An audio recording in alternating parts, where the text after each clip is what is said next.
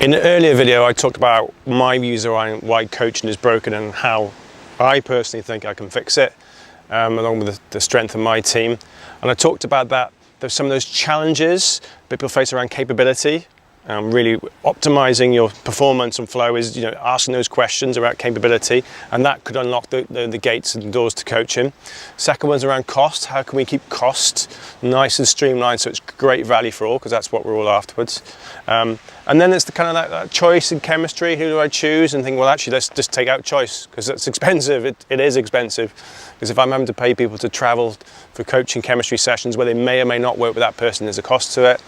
And finally, it's that connection. Let's go remote. So what do you end up with? You end up with a 5-hour program that you'll be delivered with one of the team, and you won't even know who that person is. You can ask, request them if you want, that's fine. But you won't get to meet 3 of them and have coffee with them all.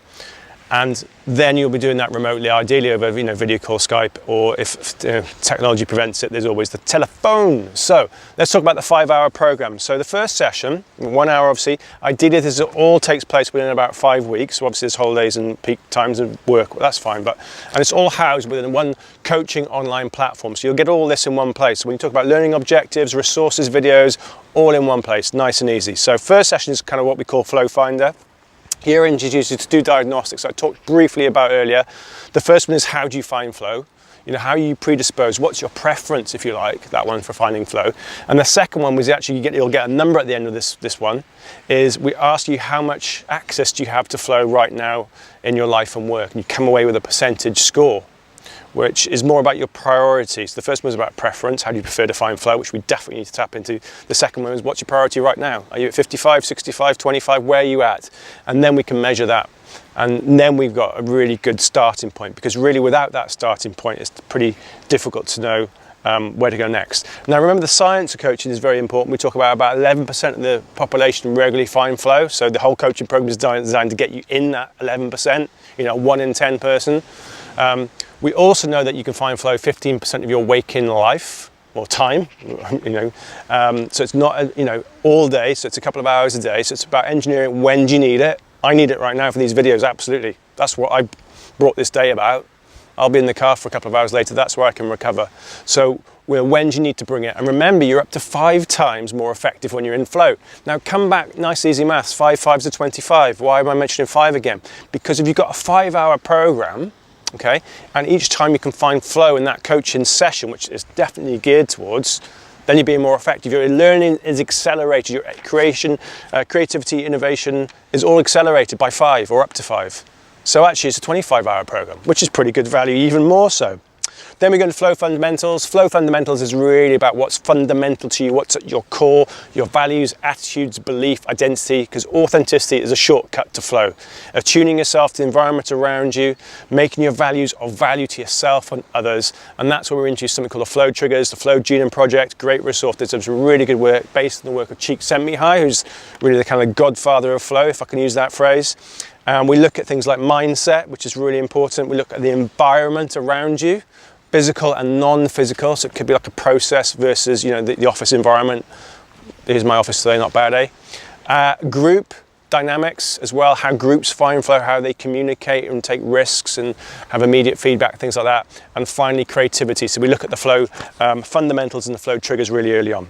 Then we look at frameworks. Flow frameworks is about the struggle, release, flow, and recovery cycle. We engineer. It's not in and out of flow, as we know. This is about managing that cycle of that struggle, of having to put up with the struggle, seeking out the struggle, because without the struggle, you can't find flow. You really can't. Well, you can, but it'd just be a bit more haphazard, a bit more accidental. So that's number one. Then you have to break that cycle of struggle.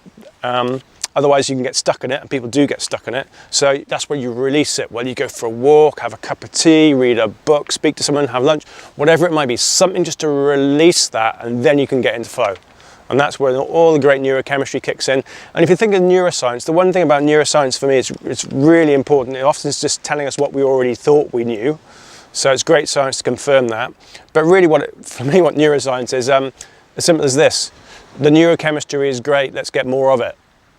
Because you can do amazing things when appropriately the neurochemistry supports you in that. It's like anything, it's a bodily function after all, isn't it? And then you have to get into that recovery phase. Often in work, Western society, you do not see it enough. You see people going from project to project, and really you have to build in that recovery. You know, if you go for a long walk, the body will say, don't walk tomorrow, recover. But do we do that enough in life? Do we just stuck on that cycle of struggle, struggle, struggle? Okay, so we have a good look at the flow frameworks. The fourth session is called Flow Fit, and this is almost like a fitness test or an audit around flow, but physically you won't need to move, don't worry. And we assess, well, basically we introduce an energy map to think about where's your energy, where's you got most resources right now. We talk about that soul and spirit as the kind of bookends, and then really go for the, the real key areas that most people are familiar with is about the physicality. So the physicality of your energy, the emotion, the heart, and up here then to the intellect as well. So we look at those 5 areas, and crucially what we're doing on session 4 is introducing others. How might you take other people with you? Because what's the point? The value of coaching is you take someone else with you. You master it yourself. When you get in flow, you can accelerate in terms of learning and productivity, etc. Taking other people with you is the key, and that's where we'll kick in. You can start earlier on by all means, but really we really privilege that in session 4, which is around Flow Fit. And the final session is the flow review at the end. So what we do there is we revisit the 2 diagnostics. The first one to think about, is this still the best way for you to find flow? And you look at the other 3 areas, because there's 4 in total, so perhaps you can have a bit more flexibility around those areas in terms of your preferences. We'll definitely start looking, and I'm going to do some videos on this, triggers for you to get into flow. So what can you do that gets you into flow? So we look at things like free writing, breathing, gratitude, those kind of really fairly short, sharp ways of increasing your odds of finding flow, essentially. And then we'll also look at the other diagnostic, the Flow Finder diagnostic, that gives you or gave you that score previously, and see what your scores are like now. And typically we're seeing sort of 13% and upwards, just from a recent group that I kind of collated, improvement in your ability to find flow. So it's a 13% more likelihood of finding flow. So you're increasing your odds by 13%, which is always a good place to be. So I know it's a 5-hour program that's short and snappy. I know it might kind of worry you as much as me about the cost, that it is, really, I think, value for money. You're choosing who the coach is, and the fact that you're doing it remotely, there's things we have to break out of the way, but these are the things that are slowing coaching down, making it expensive, everything else. So I think that's why it's broken, and that's why I think there's 5 areas. I've got a flyer on it if you want. Do let me know if you want more information. But other than that, please get in touch. And the diagnostics are probably a good place to start, so I could point you in the direction of those immediately, even if you're not interested just yet of actually tackling the program for yourself or someone else. The diagnostics could be a good place to start.